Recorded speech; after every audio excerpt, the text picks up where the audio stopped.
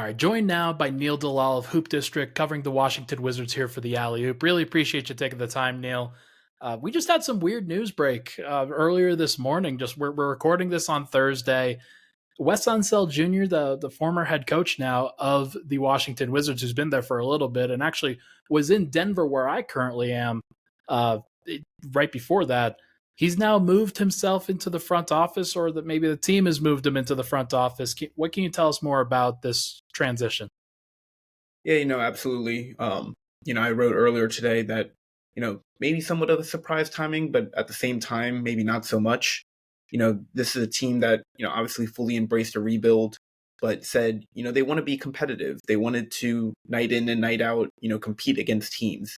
There have been more than a handful of occasions where the effort just is not there and they're getting blown out by teams by 20, 30 points. Um, I think essentially what Will Dawkins and Michael Winger, the new heads of the front office, who coming into the season fully appreciated who Wes was, thought Wes was the right person for the job.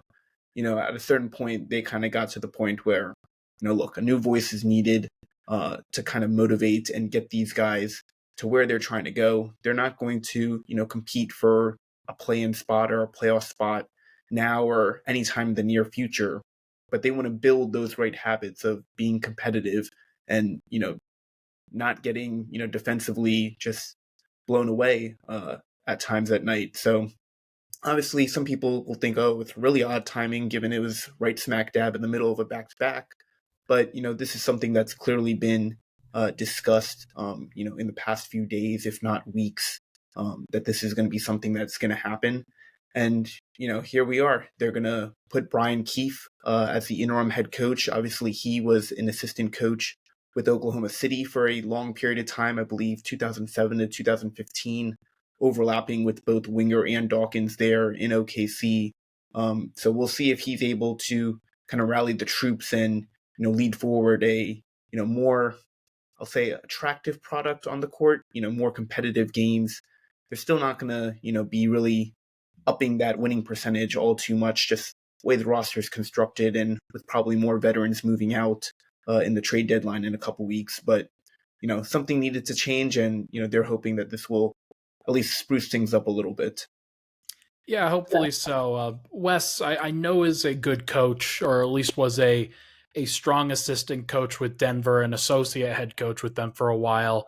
But Brian Keefe is well lauded for his time in OKC. He should be an interesting voice to add, at least in the interim. We'll see what happens in the summer. But a couple of years of 35 and 47 prior to this year, where the team is already 7 and 36. So it just spiraled, and it's I'm not sure if it's on any one person. I'm sure you could probably point to 26 different directions as opposed to just the head coach, but that's usually where something changes initially. So yeah, Washington, they've only defeated one above 500 team this year in Indiana, and that was a 137, I think 123 game.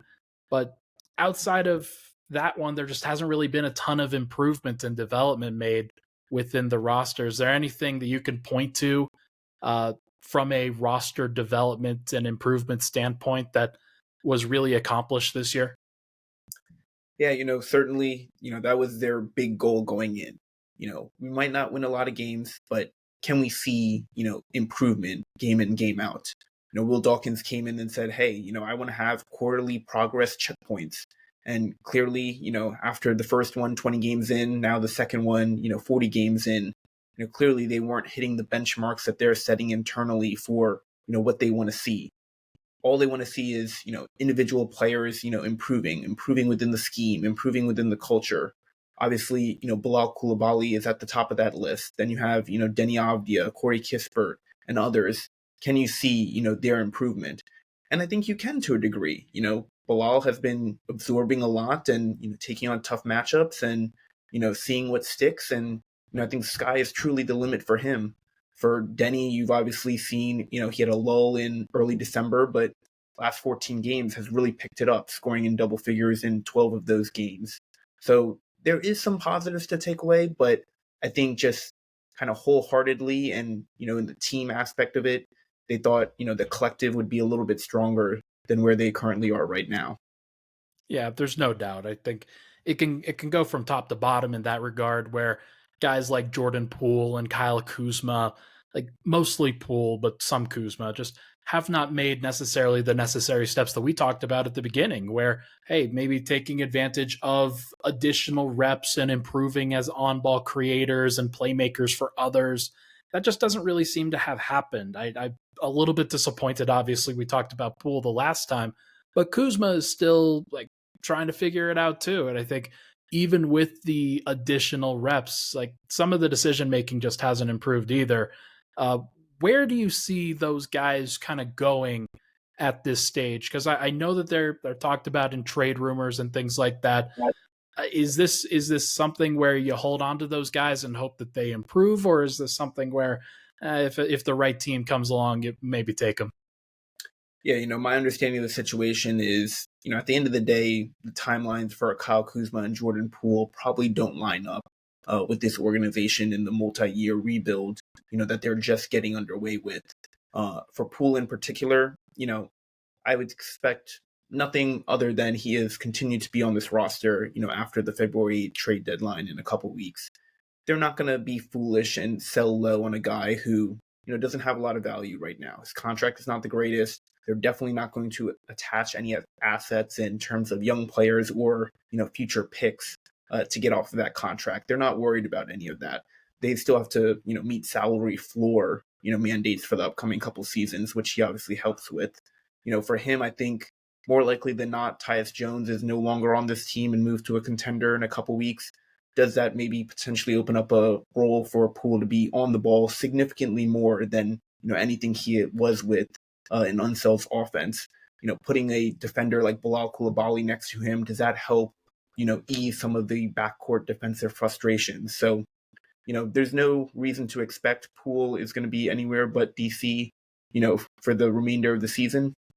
For Kyle Kuzma, I think there's a small chance that he could get moved at the deadline, but essentially Washington's asking price is probably not going to be met. They want two Right. first round picks or a first round pick and a good young future player. They essentially want a better deal than what the Indiana Pacers gave up for Pascal Siakam, which was 3 first round picks, but 2 of them being in this upcoming 2024 draft where pundits believe it's not as strong as a draft as say 25 and 26. So Kuzma, great contract, descending pay scale. So they're in no rush to move off of him either if they don't think the price is right.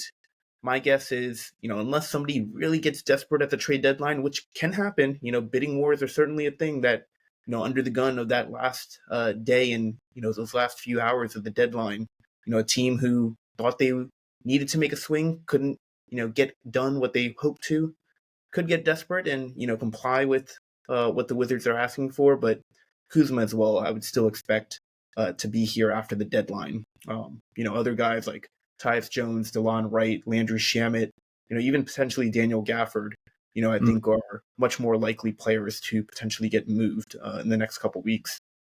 Yeah. So Washington already made a trade. Marvin Bagley was acquired a couple of weeks ago, and you're sending out a guy like Mike Muscala and Danilo Gallinari and players of that nature.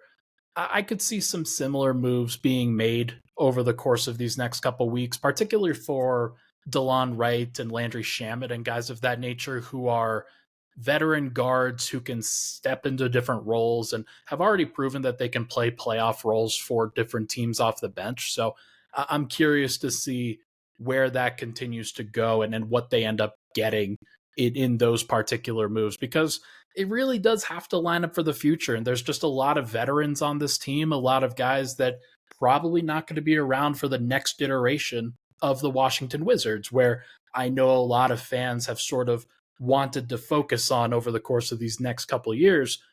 Who on Washington right now would you be willing to commit to for that time if you're the Wizards, to making sure to spend as many resources as you can to put them into positions to develop and succeed? Yeah, obviously top of that list is going to be, the rookie Bilal Coulibaly. Shams reported earlier that he's essentially the one player that's untouchable for the Wizards. Everybody within that organization thinks that, they have hit, an absolute home run with him. And it's, easy to see why. He's got a great demeanor. He's still only, 19 years old. He, as Daniel Gafford, said against after the Nuggets game where he had a career high 4 blocks, Bilal did. This guy really truly is the limit.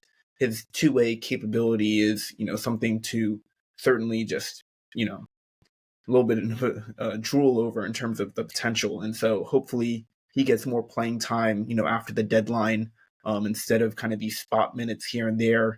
I think one of the flaws for Unseld, that probably essentially led to, this move earlier this morning is, some of the lineups. He wasn't playing Bilal with a guy like Denny together a lot. That changed a little bit recently, but probably a little bit too little too late. You have to have, a couple of those two-way type players that can, anchor a lineup for you. And essentially either of those players playing time fluctuated because one was in and one wasn't. But, more times than not, both of those guys are demanding and deserving of minutes. So I think right after Bilal, Denny is somebody that the organization has also invested in. They gave him that 4-year, $55 million extension that I think is already paying dividends. That's a very reasonable price contract for a two-way starter in this league right now. And so I think him after, Bilal are those two guys that, are really going to be potentially part of, the core moving forward.